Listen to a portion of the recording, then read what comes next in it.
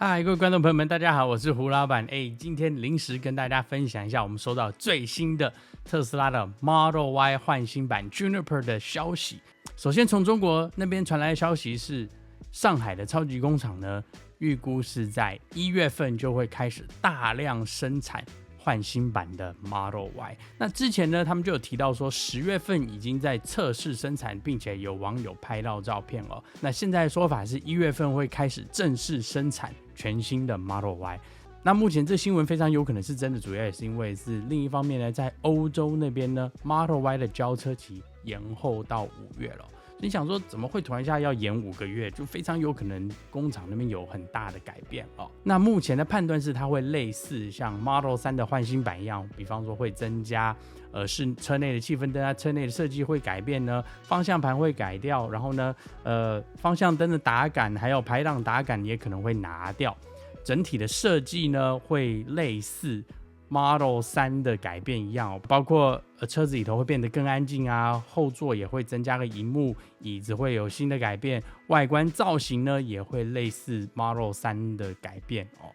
简单来说，应该就是一个 Model 3换新版的放大版，其实就跟之前的 Model 3到 Model Y 的差别一样，其实 Model Y 就是放大版的 Model 3，只不过它后头改成好像就是比较偏向于掀背车的设计哦。还有另外一个传闻是说，在明年的第4季呢 Model Y 还会有一个6人座的规格要出来。那这个目前大家只是猜测啦，它真的会这样做不好说，但是我是觉得如果有个6人座的 Model Y 好像也不错哦，就有点像 Model X 的设计一样，就是后座呢变成22，然后再还有第3排还有个两个小座位的话，其实好像听起来不错。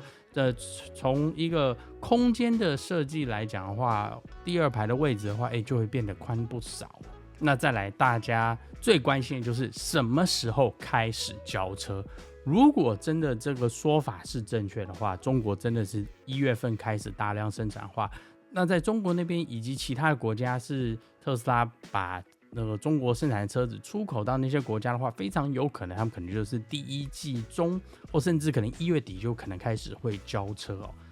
那这前提是他真的是要开始1月份开始量产嘛。改款的 Model 3呢，中国那边是去年是年中差不多开始交车，美国这边大概也就是1月份哦。所以就是差不多是相隔5个月。如果照这个同样的时间轴来看的话，美国的换新版的 Model Y 应该也是有可能是5个月以后，也就是5月6月的事情哦。那价位以及规格来讲，目前其实没有太多的新闻哦。主要我们的判断应该是也会跟之前一样类似，也非常有可能跟 Model 3换新版一样的，比方说有后驱长距离版本啊，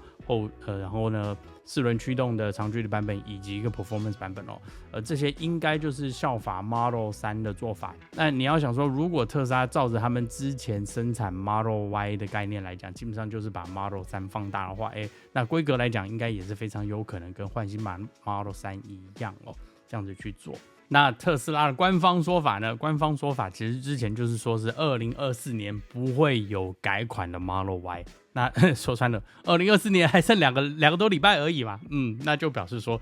非常非常有可能这个传闻的可信度是蛮高的。因为说真的啦 ，Model Y 的改款应该要来了啦。因为说真的 ，Model Y 虽然是说出来的时间没有说特别久，我们那时候是因为差不多疫情刚开始的时候开始买，就是2020年对，差不多2020年左右嘛，所以虽然说到现在说没有说特别久，但是以现在的汽车市场的这个竞争来讲的话 ，Model Y 是该改款了，而且更何况 Model 3已经改款了，基本上全部的原物料啊设计，整体一下只要小改一点，基本上就可以代用到 Model Y 上头了。所以呢，明年的 Model Y 改款会出来，概率是非常非常高的。那当然啦，在这里呢，就会有很多朋友问说，那现在应不应该买现在的 Model Y？ 那说穿了，简单就是价钱。那你如果在美国这边，如果是比较担心说明年会不会有联邦政府补助的话，你可能就要考虑说是否现在要下手我是有朋友呢，已经有考虑到以现在的优惠啊等还有联邦补助关系，他是有购买。